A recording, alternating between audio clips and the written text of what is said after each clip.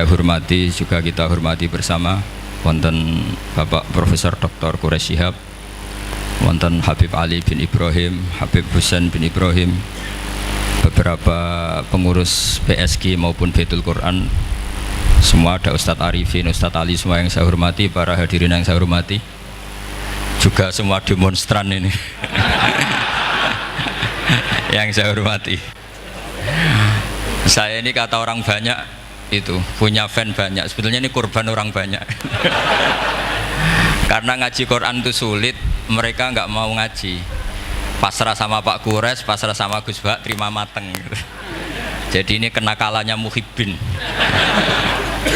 Dulu korban seperti ini juga Rasulullah SAW itu kalau sahabat ingin masuk surga itu ya gak suka ngamal yang berat-berat, juga gak suka, minta saja ke Rasulullah, ya Rasulullah saya minta satu hal.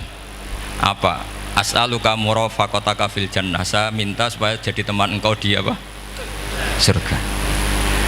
Tapi yang jelas Nabi tidak jawab secara gratisan. Nabi ngendikan fa'inni ala nafsika fi kasratis sujud, kamu membantu saya, kamu harus memperbanyak apa? Sujud. Jadi kalau ada kiai dimintai saya ingin di surga sama engkau kiai, itu nggak boleh gratisan, harus fa'inni ala nafsika bikasrotis sujud. Tapi saya ini punya ajaran yang sebetulnya agak sesat tapi masuk akal. Ini saya mohon karena saya memang punya bapak seneng guyon, punya Mbah Mun kiai saya juga seneng guyon. Karena beliau katanya gini, nak kiai raguyon kok dianggap gak bahagia aja. Sakit panitia dikira kurang sangu gitu katanya. Sehingga ajarannya beliau memang sementara orang Islam itu pokoknya guyon, ketok bahagia dengan Islamnya, bahagia dengan Tuhannya, bahagia dengan nabinya. Qul bi fadlillah wa bi rahmati fa bidzalika walyafrahu. Lah bahagia paling gampang ekspresinya nggih guyon niku. Ngetokno di Alphard dadak repot. Ngetokno di dhuwit akeh ya dadak repot. Nak guyon nak murah nggih. Itu beberapa sahabat itu saking cintanya Nabi, itu cara berpikir kayak teman saya itu sering nasihatin saya, Gus ojo soleh nemen-nemen, engkau nak ning swarga mari bareng Mbah Mun sungkan katanya. Jadi kalau terlalu soleh kan surganya sama guru-guru kita kan tidak enak itu. Kalian kalau di surga kan nggak kebayang mesti polanya kayak apa gitu. Lama punya istri tidak cantik, di sana apa? Cantik. Nah itu kalau jejer guru kan sungkan gitu. Jadi makanya kata teman saya, soleh pas-pasan ya Gus, ben swarga ini nggak sama siapa? Mbah Mun katanya, sungkan katanya. Nah ternyata pikiran itu juga ada di sahabat. Ya Rasulullah, saya puas-puaskan melihat engkau di surga. Kenapa? Saya tidak mesti masuk surga, kalaupun di surga beda kelas dengan jenengan. Jadi para sahabat ya sadar kalaupun di surga beda kelas dengan jenengan. Tapi pelajaran yang kita bisa terima adalah bahwa semuanya itu harus ada amal kita. Sehingga Nabi ngendikan fa'inni ala nafsika bikasrotis sujud. Maka tolonglah saya untuk mengabulkan permintaan kamu dengan memperbanyak apa? Sujud. Saya akhir-akhir ini sering kampanye tentang sujud. Caranya gimana? Ini sekaligus untuk anak-anak PSG utamanya karena yang mengkaji Quran. Kata ulama, mentahbib ya, menyenangkan orang kepada Allah itu butuh bayinah. Bayinah itu logika yang kebenarannya itu cara Jawa itu jelas welo-welo, sangat jelas. Namanya al-bayyinah. Saya ulang lagi ya, namanya apa? Al-bayyinah. Sehingga dengan logika itu orang yang kafir saja menjadi mukmin, yang fasik menjadi soleh, yang soleh bila ilmin menjadi soleh bil ilmi atau bil hujjah.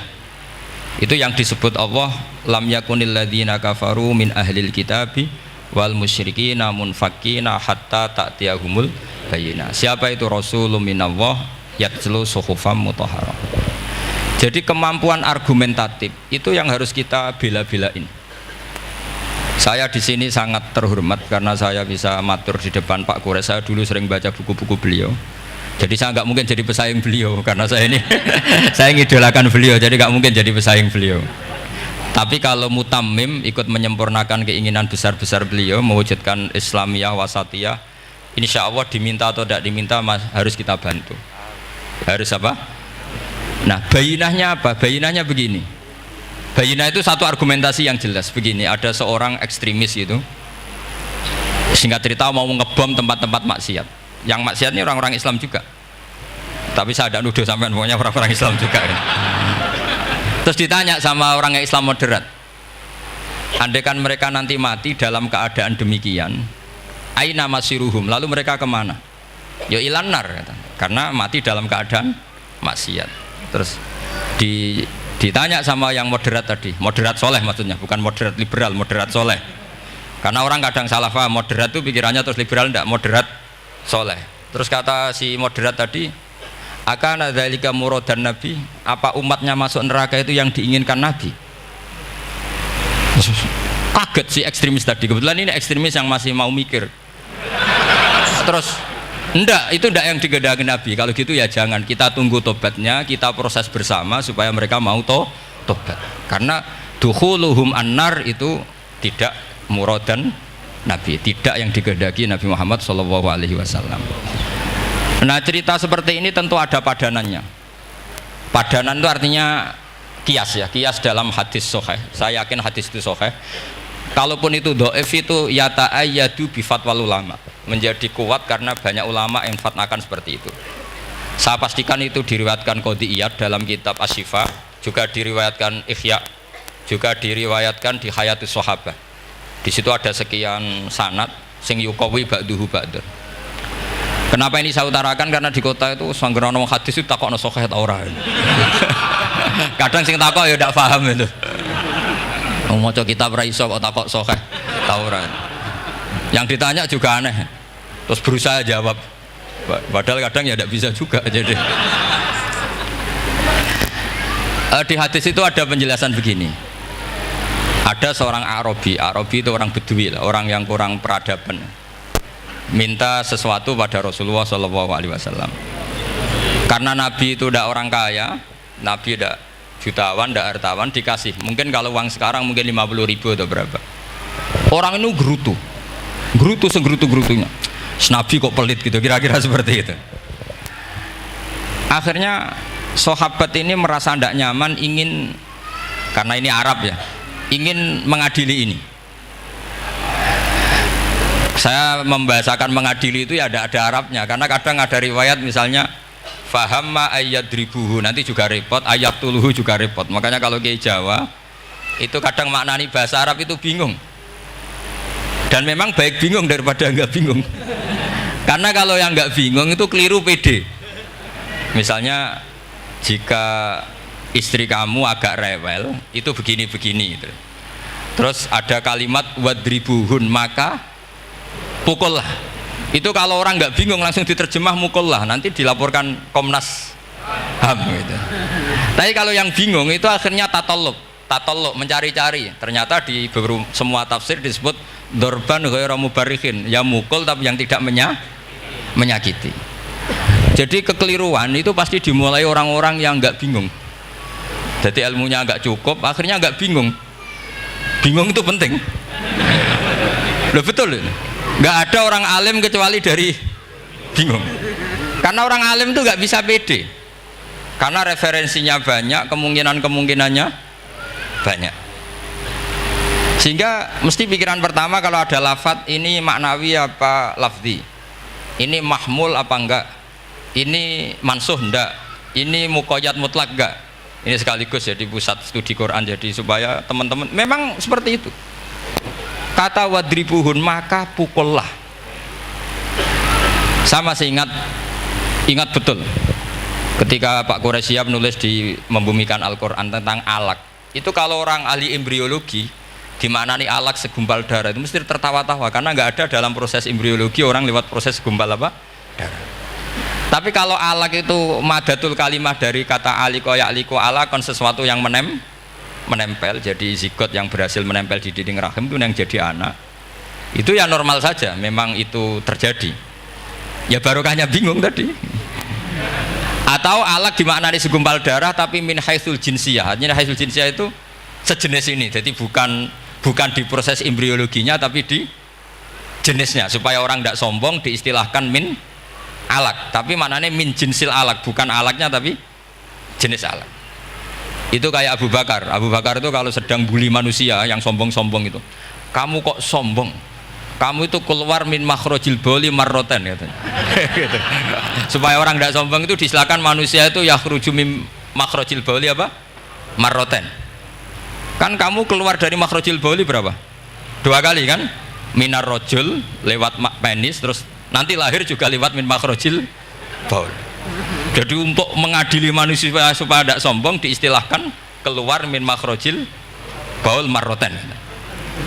Nah mungkin alak kalau maknanya segumpal darah itu maknanya jenisnya seperti ini. Kenapa kamu sombong? Jangan digugat tentang itu proses embriologi, kalau itu tidak ngalami itu. Jadi akhirnya barokahnya bingung itu alak dari proses embriologi maknanya apa? Aliko ya aliku alakon, sesuatu yang nempel, yang sukses nempel di dinding rahim. Tapi dari segi jenis mendidik tawadhu, mendidik khafdul janah lil mukminin, mendidik adzul wal inkisar, rasa hina, nah, itu dengan makna tadi. Saya teruskan ya. Si Arabi tadi karena dikasih 50.000 gerutu, terus akhirnya Nabi memanggil Arabi tadi karena mau dipukulin sama sahabat. Nggak tahu mau dipukulin atau mau dibunuh, nggak tahu, pokoknya dikerasin lah di. Makanya nggak usah diterjemah, kalau diterjemah nanti jadi bingung. Terus akhirnya dibawa sama Nabi, diajak masuk, dikasih banyak sama Nabi, kasih banyak. Ditanya sama Rasulullah, kamu sudah puas ya Arabi? Sudah ya Rasulullah. Hebatnya Nabi apa? Kamu harus menjelaskan ke semua sahabat saya kalau kamu sudah puas, karena tadi kamu ngomong yang bikin sahabat saya dongkol. Terus sekarang harus mengkonfirmasi. Ya Rasulullah. Di depan umum juga Nabi ikut. Ini Arabi tadi minta saya tak tambah, terus dia puas. Ahakada ya Arabiyu? Naam ya Rasulullah. Fajazakallahu min khairin wa asyiratin. Dia tegas naam ya Rasulullah. Nah, pelajaran dari hadis ini adalah kalimat ini. Ini harus diingat-ingat. Setelah Arabi tadi puas, sahabat juga tahu apa pernyataan puasnya Arabi tadi. Nabi ngetikan begini, masalu hadza, perumpamaan orang ini dan saya itu seperti orang yang punya unta atau sapi atau kambing yang syarodat, yang liar. Fattaba'ahan nasu, kemudian orang-orang ikut membantu nangkap. Falam yaziduha illa nufuran, bantuan manusia-manusia ini malah tambah lari karena ini semua orang ini asing. Bagi unta ini kan asing, yang nggak asing kan hanya pemiliknya. Nah, terus kata si pemilik unta tadi, khallu baini wa baina naqati, sudah saya tidak usah dibantu. Fa ana arfaku, biasa lebih sayang kepada unta saya. Orang nggak ikut bantu semua, terus kemudian unta itu dipanggil, fa akhadha minkum amil ardi, kira-kira diambilkan rumput, terus unta itu mau nurut. Intinya apa? Kalau orang tidak bakat kiai, nggak bakat dai ilallah, kok ngajak-ngajak Islam itu falam yaziduha ila nufuron, kira-kira gitu. Karena lebih banyak emosinya ketimbang teknik proses tadrijinya, tasreknya. Akhirnya itu jadi pelajaran ke kita. Pelajaran kedua, Rasulullah ngendikan begini, andaikan kamu membunuh si Arabi tadi, bahasanya yang membunuh. Kalau ini tak terjemah nggak apa-apa, wong andaikan saja. Andaikan kamu membunuh si Arabi tadi dalam keadaan membenci saya, yaitu ngomentari Nabi adalah kikir, maka dakhalan nar, orang ini akan masuk neraka karena dia mati dalam keadaan sakhitan dan Nabi SAW, dia mati berstatus benci kanjeng. Tapi uniknya dalam Islam segampang itu, ketika si Arabi tadi mencintai Nabi itu karena dibayar, karena diservis, dan itu cukup loh dalam Islam itu. Mencintainya Nabi itu karena dikasih uang lagi. Akhirnya dia senang Nabi meskipun karena dikasih uang. Tapi jangan diteruskan setelah senang Nabi dibunuh masuk surga, ya tidak usah gitu. Nanti jadi repot tadi. Tapi intinya apa? Islam itu semudah itu. Yang menerima kebenaran karena servis saja diterima sama Allah Subhanahu wa ta'ala. Nah ini di sini pentingnya kiai-kiai yang wasatiyah, yang ceria, yang gampang. Karena kita tidak ingin tanfir. Saya kemarin bikin makalah untuk 100 harinya guru saya Kiai Haji Maimun Zubair. Tak beri judul Al-Intisar Lima Madhabi Syekhina. Itu diantara yang saya tulis adalah Sayyidina Umar itu pernah diprotes sama banyak sahabat, termasuk Abu Bakar, karena Abu Bakar ke Umar ini lewat penunjukan. Kata para sahabat, ya Abu Bakrin, kamu memasrahkan umat ini ke aghladin nas, orang paling kasar, yaitu Umar. Tapi apa? Ketika ada sahabat yang memberanikan diri tanya Sayyidina Umar, namanya Abdurrahman bin Auf, kenapa engkau kasar pada umatnya Rasulullah SAW? Jawabnya Umar itu unik. Fawwah, laqad lintu hatta khasyitu waha fil lain, walaqad istatattu alaihim hatta khasyitu waha fis syiddah. Fa ainal makhraj? Saya ketika lunak sama manusia, sebetulnya saya juga takut Allah ketika ngambil sikap lunak, karena lunak itu dianggap pembiaran. Bagi orang yang salah paham, lunak itu dianggap pembiaran. Kamu punya ponakan yang sering pacaran misalnya atau sering nakal, kamu lunak, itu dianggap pembiaran. Pembiaran itu tidak mendidik. Tapi kalau kamu sebagai Pak Lek Pade terkenal keras, ponakamu ya ora tau sowan, itu ya ora iso didik, sama saja. Orang kau berdidik, sowan saja gak berani, ketemu kamu lari gitu. Intinya apa? Terlalu lunak juga ada masalah, yaitu dianggap pembiaran. Terlalu keras juga ada masalah, kan hakikatnya nggak bisa didik. Orang-orang yang terlalu keras sama masyarakat ini kan nggak kau berdidik, karena wong roh wis melayu. Tapi nak terlalu apian, kayak kula ini nyongkomu ya masih tak barno itu, itu kan ya repot kan. Sehingga ngendikane Sayyidina Umar, fawwah laqad lintu linnas hatta khasyitu wa filan. Ketika saya ngambil sikap lunak, sebetulnya saya juga punya khasyah, karena dianggap pembiaran. Tapi ketika saya terlalu ekstrim, saya juga takut Allah.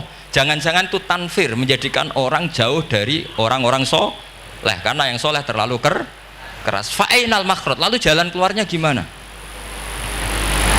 Ya jalan keluarnya tadi, wasatiyah tadi. Jangan lunak yang sampai pembiaran, ya jangan keras sampai orang tanfir. Ukurannya apa? Ya tanya anak-anak PSK nanti karena yang baru mengkaji apa wasatiyah. Jadi saya mohon referensi itu sebanyak-banyaknya, karena terus ada lagi, saya punya cerita, ada seorang wali yang kalau doa itu agak neror Allah, tapi itu kalau nggak wali nggak boleh, harus jadi wali dulu baru boleh. Karena kalau wali itu keliru-keliru itu ya tetap sama Allah dibahasakan isek itu berontok, enaknya kekasihnya Allah kan gitu. Makanya di antara doanya Habib Ali Al-Habsyi Sohibu Simti Duror itu doanya, tapi kamu tidak boleh melakukan doa ini, dosa. Kalau nggak wali dosa. Itu doanya gini, waj'al sayyiati man ahbabta. Jadikan kesalahan saya itu kesalahan orang yang kau cintai. Jadi kamane cara Jawa wis kadung disayang, salah-salah wis bener gitu. Jadi waj'al sayyiati man ahbabta. Jadi kalau orang yang sudah super itu salah itu jadi apik, tapi ya tidak salah sampai kayak zina maling, itu parah itu. Ada seorang wali doa di depan Rasulullah itu gini, ya Allah, jenengan punya dua pilihan. Jika jenengan menjadikan saya orang soleh, surra habibuka, maka kekasihmu ini akan senang. Dan yang susah itu musuh kamu, yaitu iblis, musuh engkau.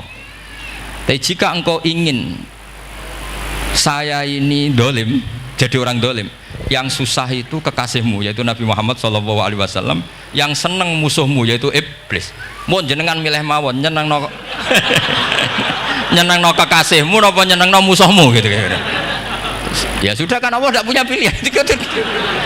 Mana mungkin Allah ingin menyusahkan kekasihnya, yaitu kanjeng Nabi Muhammad SAW.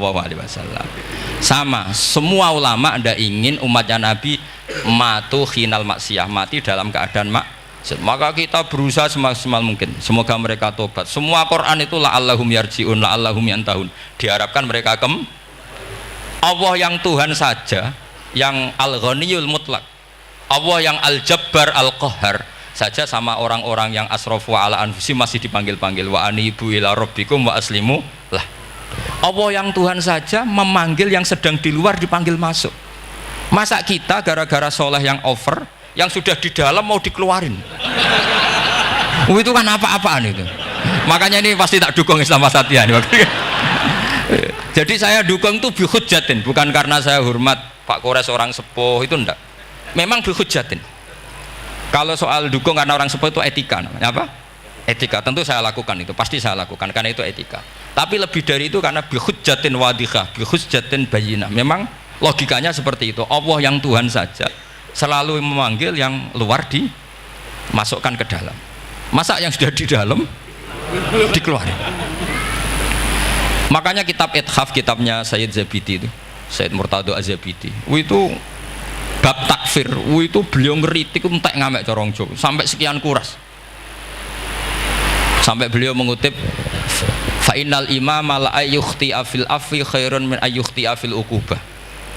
Kowe de keputusan salah nyepuro luwih apik timbang salah nyekso. Nyepuro itu salah tetap bener. Tapi nak nyekso bener ora mesti bener. Fa innal imam la ayyukhti afil afi khairun min ayyukhti afil uqubah. Sehingga beliau terus hampir sekian kuras.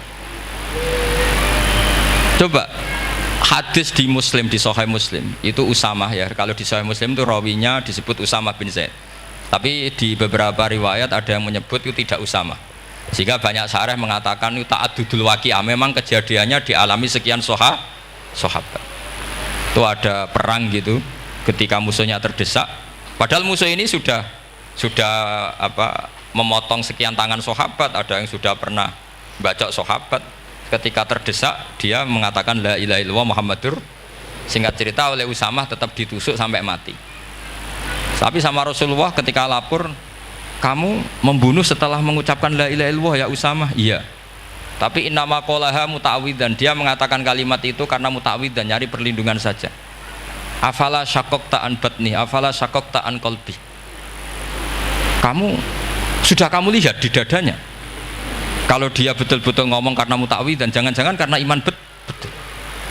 Terus memangnya ketika kamu iman, orang-orang sahabat itu rata-rata kan pernah kafir. Memangnya ketika kamu iman tak curigai kan enggak gitu. Langsung saya terima, kenapa ini main curiga kira-kira. Sampai seperti itu. Saktinya kalimat la ilaha. Jadi kalaupun diomongkan muta'awidzan saja tetap sah. Meskipun ngomongnya hanya untuk perlindungan dari apa? Safe, dari pedang. Malah ada riwayat lain yang menyebutkan itu tidak Usamah di tafsir Qurtubi itu yang ya ayyuhalladzina amanu idza darabtum fi sabilillah napa fatabayyanu wala taqulu liman alqa ilaikumus salam lasta mu'mina. Itu kalau di riwayat Qurtubi lebih ekstrim lagi. Si orang tadi tidak Usamah, jelas pastikan itu tidak Usamah, ada yang lain tidak Usamah. Itu bantah Nabi. Ya Rasulullah, andaikan belah dadanya orang itu saya belah, apakah kemudian saya tahu apa yang ada di hatinya? Jadi Nabi jadi dibantah. Ya rodok khawarid. Jadi Nabi masih dibantah. Kata Nabi, ya enggak, kamu tetap enggak tahu apa yang ada di hatinya. Loh, terus masalahnya apa? Masalahnya begini, setelah kamu belah dadanya, kamu tetap enggak tahu hatinya kan? Fala anta ta'lamu ma fi qalbi wala anta tusaddiqu ma fi lisani. Jadi kowe udah di wong kacau. Ngerti hatinya yang enggak, percaya lisannya juga enggak. Kan enggak ada hujah yang kamu ambil. Harusnya kata Nabi profesional dong. Nak roh hati ini rujukannya lisan. Lah ini enggak, hatinya kamu enggak tahu, lisannya enggak kamu percaya, langsung kamu pakai itu apa? Seperti saya sama jenengan kan gampang, aku raro niati sampean ngaji api apa raro. Sementing tak kongkon ngaji berarti seneng ngaji. Jadi jelas ada yang diambil. Makanya semenjak itu para ulama rata-rata itu hampir semuanya itu Islamnya wasatiyah. Karena ciri khas agama ini adalah wallahu yad'u ila daris salam. Selalu memanggil-manggil supaya orang masuk. Enggak ada ayat wallahu yukhriju min daris salam, itu enggak ada. Allah mengusir orang min daris, enggak ada. Nah, kalau sampean salahnya orang yang dicintai kayak Nabi Adam, nasib sampean. Nabi Adam itu salah karena makan apa sajaratil khuldi. Kata cerita-cerita gitulah. Nanti bisa diperdebatkan. Sajaratil khuldi itu nama larangan, itu nama salah sebetulnya. Nanti tanya Pak Kures, itu kan sebenarnya gini. Istilah khuldin itu bahasa setan. Hal adulluka ala sajaratul khuldi wa mulki la yabla. Jadi iblis itu goda Adam, kamu ingin mangan pohon keabadian. Jadi kalau kita istilahkan sajaratul khuldi berarti mengesahkan istilah yang dipilih setan. Ini jadi masalah. Makanya saya enggak pokoknya anut-anut umum wong muni sajaratul khuldi ya ikut sajaratul khuldi, tapi ini sebetulnya bahasa yang dipakai dipakai setan. Singkat cerita Nabi Adam itu akhirnya makan tapi tidak banyak, makanya sebagian aja diredaksikan dzaqo itu ngicipi. Makanya ada akala, berarti zauk juga disebut aklu, tapi aklu yang sedikit disebut zauk atau dzaqo. Nah, ketika makan itu Allah duka, tapi duka be orang yang dicintai, diwarai. Cung Adam, kowe tak warai donga supaya tak sepuro. Jadi kaya anak apa minggat wong disayang, disangoni minggatlah tak sangon. Makanya waj'al sayyiati man ahbabta. Disangoni fatalaqa Adam min rabbih kalimatin fataba alaih. Makanya saya kalau baca ayat itu cek enak, dadi sangoni. Maca iki cung ya engko ben dadi minggat digani HP mbek dhuwit engko nek wis kepen mulai ya semulai. Makanya itu jadi Quran itu luar biasa. Akhirnya Nabi Adam ya benar diusir, tapi sudah bawa bekal, diwarai baik pangeran. Nah ternyata apa? Maksiatu Adam itu maksiatu mu'azzimin, maksiatnya orang yang sangat menghormati Allah.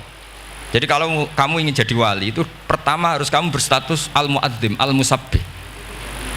Ternyata kata kuncinya gini, kata tafsir Ibnu Katsir ini, waqo sama huma inni lakuma laminan nasihin. Saya ini kan muridnya Mbah Maimun, muridnya bapak saya. Kan gak kebayang orang pakai namanya Allah kemudian dusta. Jadi Nabi Adam dirayu setan kayak apa itu gak pernah tertarik. Gak pernah tertarik. Tapi akhirnya setan bilang, wallahi demi Allah, bahwa saya menyuruh kamu makan buah khut itu laminan nasihin. Wallahi, pakai kata wallahi. Terus Allah ya sudah merevisi larangan itu, sekarang sudah bilang boleh katanya. Nah karena kata pakai wawahi, terus kata Nabi Adam, fawawah wa izzatika ya Rabbi ma dzanantu anna ahadan yahlifu bika kadziban. Ini dawuh Nabi Adam. Adam wis tak kandhani kok ora nurut alasan apa? Terus Adam atau pangeran wa izzatika, demi kehormatanmu ya Allah, fawawahi ma adzunnu anna ahadan yahlifu bika kadziban. Saya tidak pernah ngira ada hambamu, ada makhluk kemudian mencatut nama engkau kemudian dia dusta. Kenapa saya sebut-sebut nanti tadi asmane Mbah Mun? Andaikan saya punya teman biasa bodoni saya, biasa bodoni saya, nipu saya, terus bilang gini, Gus Bah jenengan ditimbali Mbah Mun, dan dia sumpah, kira-kira tak pikir apa enggak? Enggak, pasti saya langsung meskipun ya dibodoni. Karena saking wibawanya Mbah Mun sehingga saya enggak ngecek lagi orang ini bohong apa tidak. Nah, Nabi Adam saking wibawanya Allah di hatinya Nabi Adam, kita disebut wawahi. Allah sekarang halalkan itu, sudah tidak pikir panjang, karena dia tidak pernah ngira ada orang mencatut nama Allah kemudian dia dusta. Seperti di dunia santri misalnya ada yang dipanggil Habib Ali, masuk disumpah sih tenang tau ora. Oh itu mesti teman yang biasa bodoni sampean lah, mesti langsung sangat takutnya kan gitu. Sampean takut istri dibilangi teman, bojomu nelpon, wah langsung ulang. Itu mesti tidak dikonfirmasi lagi itu, saking takutnya itu. Nah Nabi Adam itu seperti itu, saking takzimnya kepada Allah sehingga ketika disebut wawahi, nah itu yang kata kuncinya waqo sama huma inni lakuma laminan nasihin fadallahuma bihur. Itu kalau sampean teliti, ini kesangannya Pak Kures pakai madatul kalimah itu kelihatan. Fadallahuma itu rujuknya ke iblis. Jadi Adam di situ korban terus. Kan waqo sama huma, iblis sumpah ke Adam Hawa. Fadallahuma, iblis menunjukkan Adam Hawa. Sehingga dia dua orang ini maksiat itu semuanya korban. Dia hanya sebagai objek. Kreatornya yaitu iblis. Tapi Nabi Adam sampai tertipu tuh gara-gara tadi. Wa izzatika ya Rabbi ma adzunnu anna ahadan yahlifu bika kadziban. Ketika menyebut nama engkau, saya tidak pernah mengira ada orang menyebut nama engkau kemudian dia dusta. Saya bayangkan orang paling brengsek sekalipun teman saya kalau bilang Gus sampean dipanggil Mbah Mun, tentu tidak saya pikir lagi. Atau di pondok sini, Kang diceluk Habib Ali, ditimbali Habib Ali, sampean konfirmasi apa enggak? Enggak kan? Apalagi ini Allah Subhanahu wa Ta'ala. Jadi uang nek sebakat wali itu begitu. Nah kalau jenis ini kok salah, itu waj'al sayyiati man ahbab. Kanjeng Nabi dalam lahirnya juga pernah salah dalam lahirnya, karena Nabi memberi izin orang-orang munafik gak ikut perang.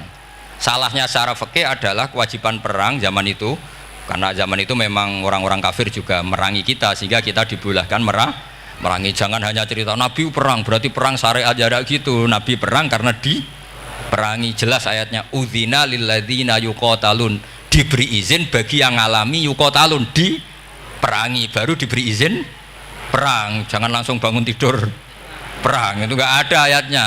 Qatilul ladzina yuqatilunakum, merangi yang merangi kamu, wa akhrijuhum ya min haitsu akhrajukum, ngusir yang ngusir kamu.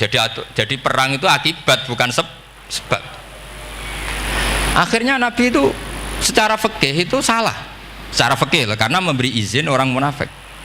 Tapi Allah ketika sama Rasulullah Muhammad SAW karena kekasihnya, ngendikane sudah dimulai afawwahu angka, Muhammad tenang wae wis tak sepuro. Cuma aku takok kena apa kok buka izin.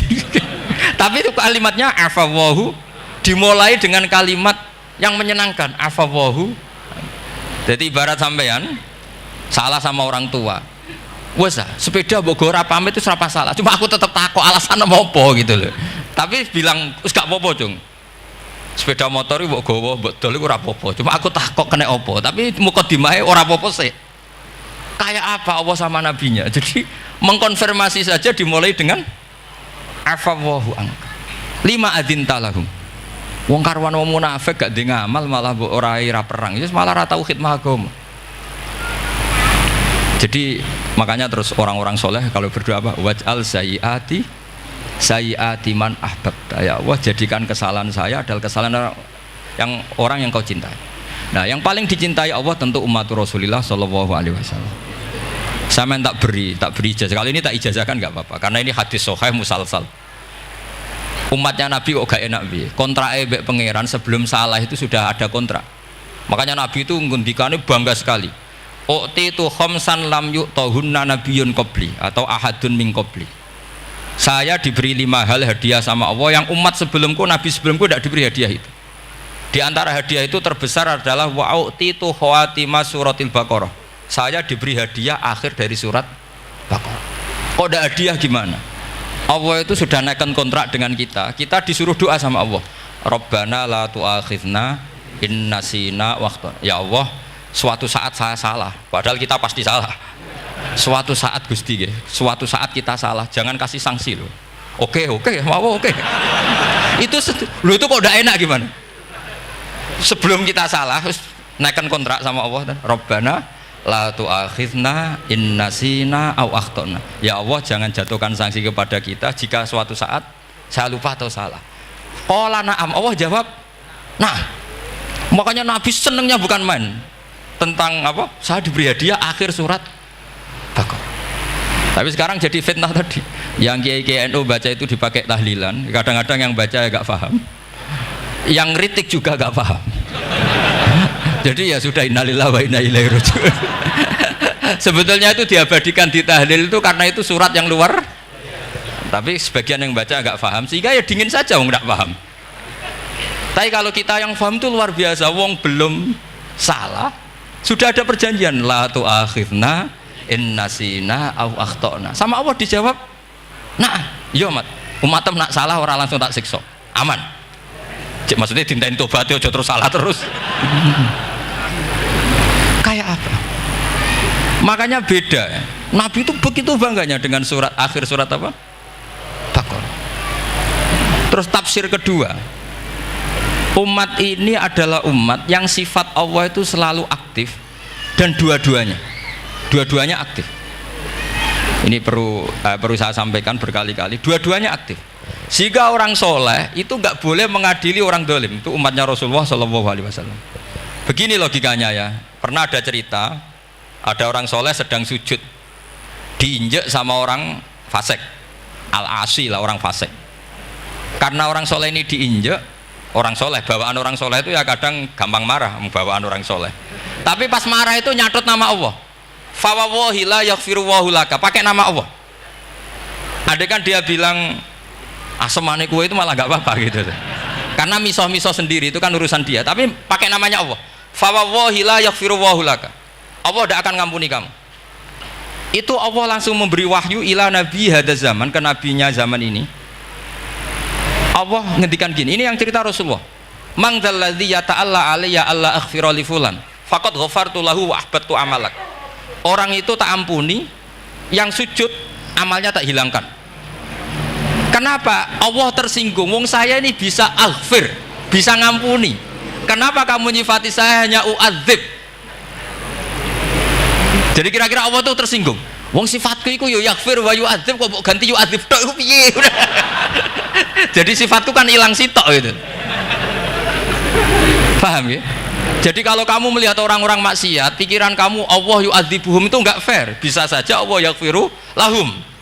Tapi kamu milih sitok tok, yaitu sifat yu'adzib itu enggak fair. Harusnya ya yaghfiru liman yasha wa yu'adzibu man yasha. Tapi orang soleh ini wallahu la yaghfiru wallahu laka, itu Allah tersinggung.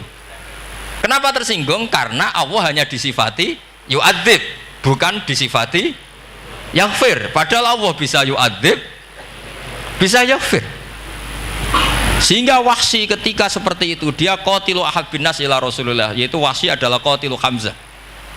Ketika Nabi da'a alaihi, tidak usah diterjemah, itu sama Allah malah Wahsy dikasih taubat. Bahkan turun ayat laisa laka minal amri syai'un aw yatuba alaihim aw. Jadi kita melihat ahlul maksiat, oke kita tidak cocok dengan mereka, tapi tidak cocok tetap berharap mereka tobat. Kita tarbiyah, karena kita tidak boleh nyifati Allah yu'adzibuhum qatan. Mungkin ramelok dadi pangeran kok muni qatan. Isa wae Allah yaghfiru lahu. Itu pelajaran bagi kita. Jadi ternyata si soleh tadi ditegur sama Allah, kamu tidak bisa seperti itu. Mang dzalladzi yata'alla alayya, ta'ala itu corong Jawa sumpah serapah. Kok iso aku mbok sifati u'adzib tok, wong aku iso aghfir. Makanya di Quran itu ada wa yu'adzibal munafiqina. Ayatnya apa? Insya'a au yatuba. Nah ini dalil-dalil napa? Kalau jenengan mendukung Islam napa? Wasatiyah. Jadi an ilmin. Jadi saya dukung gerakan ini, satu an ilmin, dua memang secara etika. Pak Quraisy itu orang sepuh, tentu pilihan itu setelah sekian baca tafsir, baca referensi, beliau seorang akademisi, profesor, doktor. Tapi saya tetap mohon dukung kita itu an ilmin, apa? An ilmin. Memang dari awal Allah mensifati dirinya bisa yaghfir, bisa yu'adzib. Kenapa kita memastikan yu'adzib? Wong Allah bisa yaghfir. Nah dengan demikian kamu menetapkan sifat Allah dua-duanya. Jadi yang soleh ya tetap khawatir jangan-jangan ada masalah, yang fasik pun tetap ada harapan. Makanya masyhur dawuh Sayyidina Ali yang dikutip hampir semua ulama, apa? Ala unabbiukum bil faqih kulal faqih. Apa perlu saya ceritakan siapa yang ahli fikih sebenarnya? Apa kata Sayyidina Ali? Sebagian orang malah memarfukan ini ke Rasulullah Shallallahu Alaihi Wasallam. Kalaupun ini tidak hadis marfu, dawuh Sayyidina Ali pasti tercermin dari keinginan Rasulullah Shallallahu Alaihi Wasallam. Ketika Nabi ditanya siapa itu al-faqih kul al-faqih atau Sayyidina Ali, malam yuknitin nas min rahmatillah walam yu'amminhum min makrillah. Apapun kondisinya orang jangan putus asakan dari rahmatnya Allah. Sehingga Nabi itu pernah sangat serius ngadepi orang-orang fasik. Tapi setelah di multazam sama Allah ditegur, kalau kamu begitu rahmat saya kata Allah kamu batasi. Semenjak itu Nabi terus rileks. Dan Nabi kalau ibadah itu mesti milih yang paling gampang. Ma khayyara Rasulullah sallallahu alaihi wasallam amroini ilahtaron apa? Aisarahuma, pasti milih yang paling gampang. Termasuk Nabi unik itu tofa rohiban. Semua sahabat itu tofu musyatan, semua tawaf secara jalan.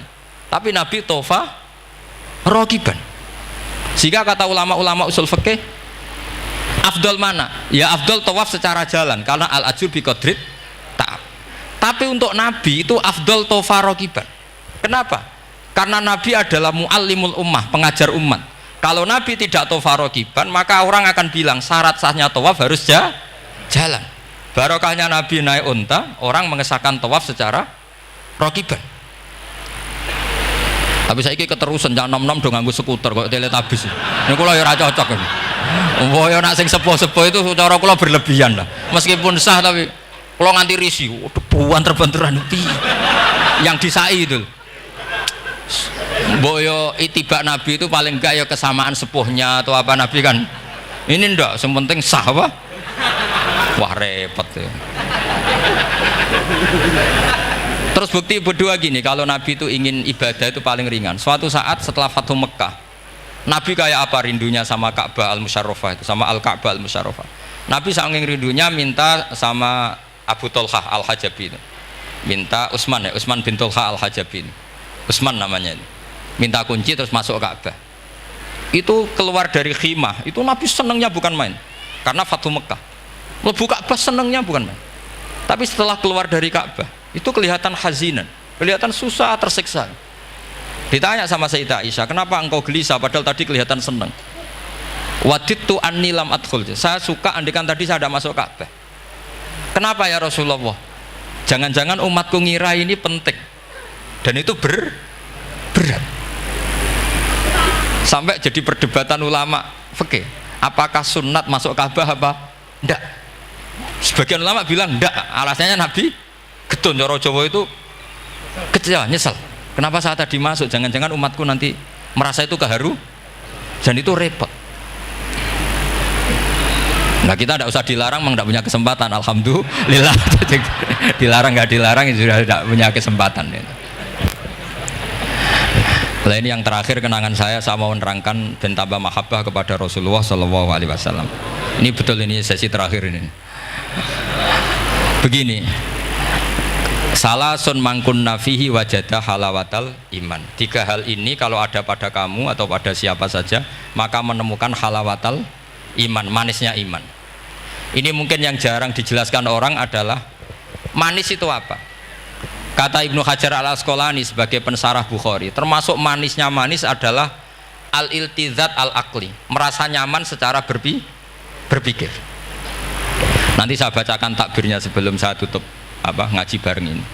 Begini misalnya, kita ngikuti Nabi Muhammad SAW. Tentu beliau punya al-jamalul wajhi, Nabi itu orang paling ganteng. Tentu beliau punya al-jamalul sauti, suaranya Nabi itu luar biasa.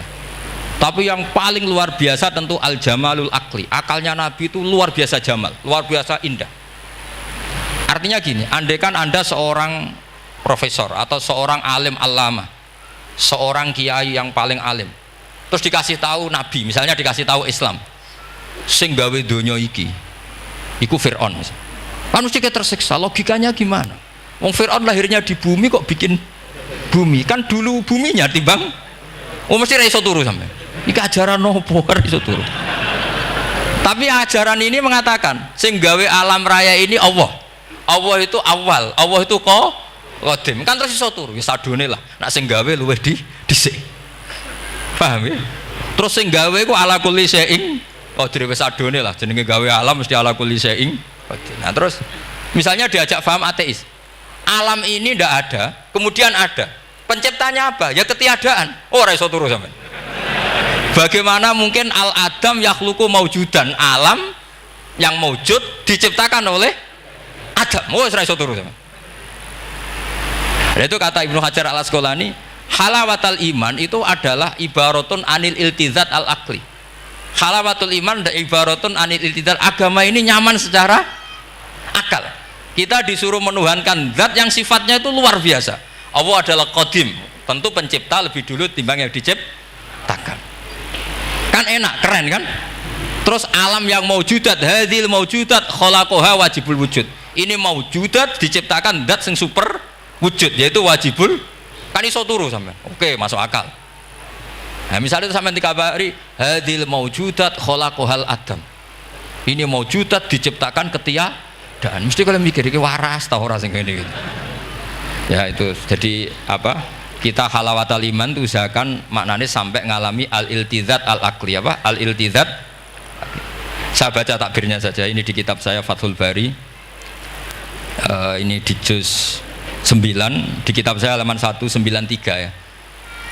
Karena mungkin sampean beda cetakan atau enggak ada nomornya karena enggak punya, enggak tahu saya. Pokoknya ini tapi ini nanti saya tak tinggal di Mas Wafa ini. Nanti yang enggak boleh di ngopi saja, di foto aja. Selumayan ben ngaji ku nganggo kitab ben kok wong alim itu keren ya. Saya baca Bismillahirrahmanirrahim. Halawatul iman. Beliau ngendikan wayal taddu bidzalika iltizazan aqliyan. Jadi orang merasa nyaman secara iltizazan aqliyan, akalnya merasa nyaman. Idzil iltizat al-aqliyu idrakuma huwa kamalun wa khairun min haitsu huwa kadzalik. Jadi beliau mencontohkan gini, kamu disuruh minum obat. Beliau contohnya itu kamu disuruh minum obat. Tentu secara watak kamu tidak senang karena obat itu pahit. Tapi kamu merasa nyaman setelah sakit minum obat merasa nyaman karena ada harapan sembuh. Jadi watak kamu tidak senang, lidah kamu tidak senang karena pahit, tapi akal kamu senang. Wah enak aja berarti suntik, berarti infus, berarti minum obat. Berarti itu namanya iltizadan aklian, akal kamu merasa apa? Nyaman karena telah melakukan sesuatu yang sesuai akal. Tak baca ya, misalnya al murad bil hubbi huwa al hubbul aqli alladhi huwa itharu ma yaqtadi al aqlu salimu rujhana wa in kana ala khilafi hawan nafsi kal marid yu'afu ad-dawa bi tab'i fayan faru anhu wa yamilu ilai bi muqtado aqli. Kayak kita sakit tentu dioperasi itu tidak senang, bayangno wedhus apa usus diwedel-wedel kan nggak senang secara hawa nafsi, paham ya? Tapi secara akal karena kamu divonis usus buntu, senang mana setelah dioperasi sama sebelumnya? Lah senang dioperasi itu namanya al-iltizat al-aqli. Ini kata Ibnu Hajar al-Asqalani. Wal aqlu yaqtadi rujhana janibi dzalik. Nah, terus saya teruskan. Idzil iltizat al-aqliyu idrakuma huwa kamalun wa khairun min haitsu huwa. Jadi saya bayangkan, makanya saya kalau baca Quran itu sering saya nangis. Misalnya tadi, am khuliqu min ghairi syai'in am humul khaliqun am khalaqus samawati wal ard. Masa alam raya yang wujud ini semua maujudat kemudian dirumuskan bahwa penciptanya adalah al-adam, kenihilian, nihilisme. Kebayang nggak sampai ini suatu ruga misalnya ono nabi terus congkoe kudu iman alam raya ini sing wujud diciptakno ketiadaan. Wes ra iso turu yakin ra men itu. Tapi kalau nabinya bilang hadhil awalim atau hadhil alam khalaqaha Allah. Allah itu siapa? Al-Qadim, wajibul wujud, ala kulli syai'in qadir, lahul asmaul husna, lam yalid walam yulad walam yakul lahu kufuwan ahad. Oke, keren kan gitu. Lha iku jenenge al-iltizat al-aqli. Kalau kamu sudah ngalami seperti itu, wajada halawatal iman. Terus kata Ibnu Hajar al-Asqalani, terus wa yu'abbirus syari' yaitu Rasulullah sallallahu alaihi wasallam membahasakan al-iltizat al-aqli dibahasakan dengan halawatal iman. Jadi halawatul iman itu kamu harus ngalami al-iltizat al-aqli. Seperti misalnya dalam hukum sosial, kata ulama-ulama, laulam yakun ma ja'a bi Muhammadin dinan lakana fi aqlin nasi hasanan. Andai kan Muhammad tidak mengatasnamakan itu agama, akal pun mengatakan itu baik. Coba ajaran kita, ambek bojo sing apik, ambek anak sing apik, ambek tangga sing apik, itu kan enak. Coba kalau ajarannya gini, bojo taboki wae kesuwen, kan bingung, wah iki ajaran apa kan kaget. Ambek tangga, oh sing kontel, gak ngono tidak kok. Oh, iku ajarane nabi apa ajarane ekstremis kan bingung jadi.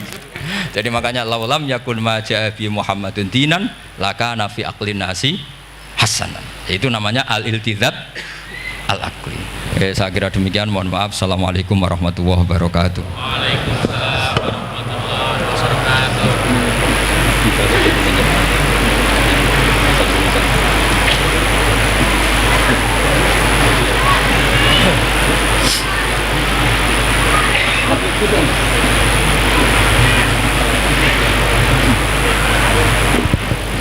Bismillahirrahmanirrahim. Nahmaduka ya ghafur ya syakur. Shalli wa sallim ala sayyidina Muhammad wa sahbihi wa barik wa sallim asma'in. Allahumma ij'alna ya Allah mutawatina fika, mutahabbina fika, mutabadilina fika, mutanasihina fika ya Allah, hatta namshiya fi ardika wa lam takun himmatuna illa kalimatika wa ihya sunnati habibika Muhammad sallallahu alaihi wasallam. A'inna ya Allah la dzikrika wa syukrika wa husni ibadatik waj'alna ya Allah mu'afin min kulli bala'id dunya wal akhirah. Ij'alna ya Allah minal ladzina ya wa syahaduka wa amanu bi rasulika Muhammad wa nasaru syari'atakal ulya al mahabbatal bayda lailuha kana ahriha. Ij'alna ya Allah syuhada bil qisti wa bil haqq. Rabbana atina fid dunya hasanah fil akhirati hasanah wa qina adzabannar. Wa sallallahu ala sayyidina Muhammad wa sahbihi wa baraka sallam. Subhana rabbika rabbil izzati amma yasifun. Salamun alal mursalin walhamdulillahi rabbil alamin. Sirril Fatihah.